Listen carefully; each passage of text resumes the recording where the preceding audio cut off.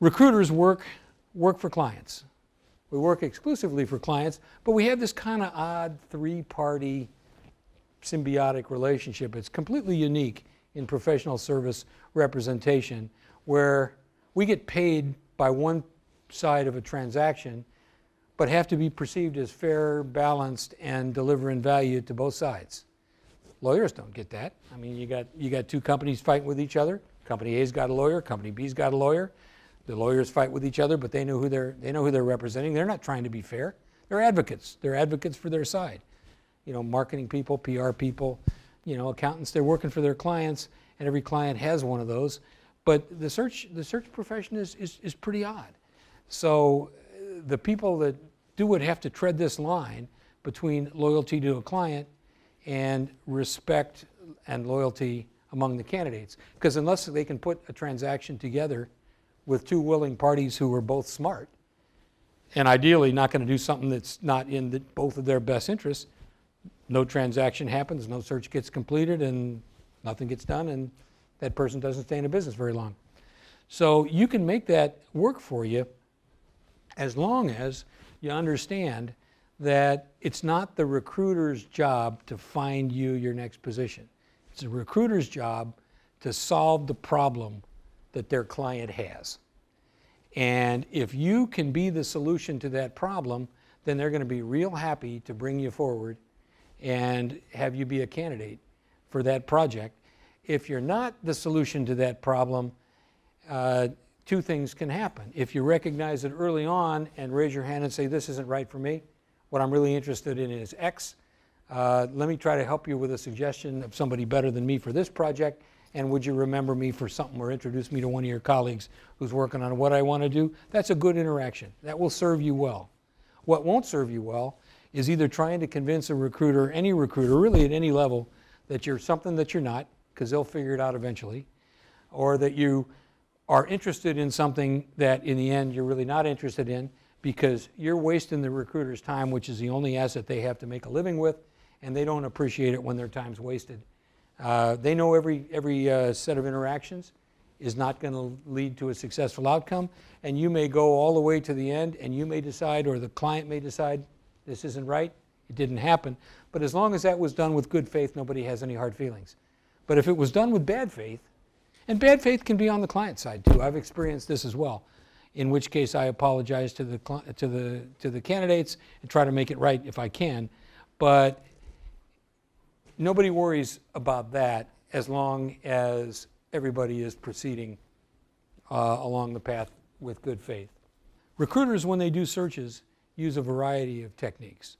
One, they all have databases of candidates that they maintain, not so much from resumes sent to them, but by profiles they've created over the years, candidates they've interviewed, maybe presented, and want to present again because they've got qualified people. So they look at that. That's all categorized.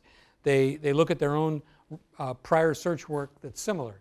Where did we do a search like this the last time, and who were the candidates who came in second, third, fourth on that search that maybe would be a good fit for this. They do industry sourcing, which is what you talked about, where they call around typically at a level or two above what they're trying to find.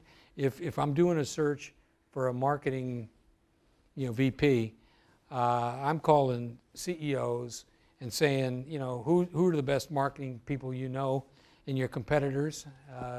Maybe not one of your people. Sometimes they'll even suggest one of their people that is blocked. Surprisingly, it happens. Who's worked for you over the years that you think is really good? And here, this is where if you've worked for really strong mentors and strong performers, they know about you. And if you stay in touch with them, even if they've moved on from where you are, they'll think about you. They'll recommend you because they're the people with the reputations who are going to get the calls. The weak ones don't get those calls. The strong ones get those calls and are in a position to help influence the hiring of people that either they know about or more likely have worked for them or on their teams over the years. And really good executives, I find, tend to take very good care of people who've performed for them over the years. I mean, they'll recommend them for jobs. They'll proactively recommend them for jobs. And in fact, if you've got a good relationship with them, you can go ask them to do that. Go to somebody who was a boss of yours in another company. If that was a good relationship, he or she has a good feeling for you, call them and say, look, I'm ready to make a move. Who should I be talking to? Who in the search firm world do you know that you'd be willing to introduce me to? And if somebody reaches out to you, keep me in mind. Be specific, be special. Try to be very clear when you're dealing with recruiters of any kind, what it is that you want, what you're willing to do, what you're not willing to do, and ask the kind of questions to try to decide if this opportunity that they've put in front of you or called you about is the right potential one for you. If it is, say so. Don't be cute. Don't play hard to get. Be honest. There'll be plenty of time for negotiation at the end. If it isn't, pull out fast and don't waste their time. Don't lie or embellish your resume. My colleagues and I spent years honing skills to smell bullshit coming a mile away. I mean, a good recruiter will not let you get away with claiming something that isn't true, that's fluffy, credit for something that really maybe you had a small part of and you're trying to take too much credit for. You don't need to do that. You've got good records. Just be honest and try to position yourself someplace where your skill set and your interests fit what the client's needs. We've covered some of this other stuff. The second one, though, I want to come back to, because as you think about what it is that you want to do, there is a role there for executive recruiters to play over a long period in your career. And the key, I think, for all of you is to figure out literally that handful, and it's probably no more than that in any particular geography. If you go more broadly global, it could be a little more. It's still not a big number. And I doubt for most of you the critical mass of recruiters among the major search firms who would be in a position to be really good career-long allies and sources for you.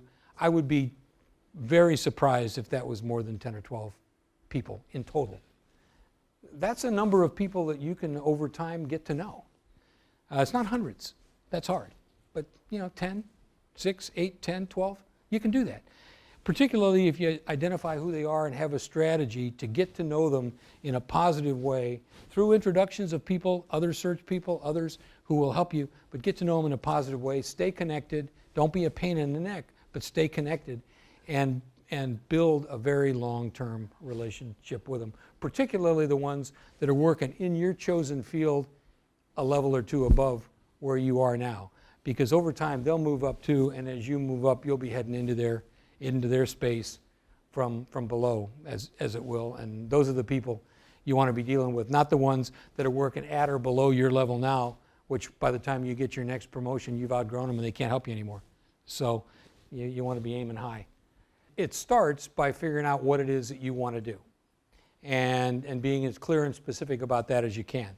And then you get to people in the recruiting firms, and there's 5 large ones, large global ones. Mine was one, and then there's a dozen or so mid-tiered ones, and then lots of small ones, many of whom are founded and staffed by alums of the big ones. So the quality is just as good. They may be small. You start asking people around, who does this kind of work? And you ask enough questions, the same names will come up. Second way to do it is reverse engineer searches that got done.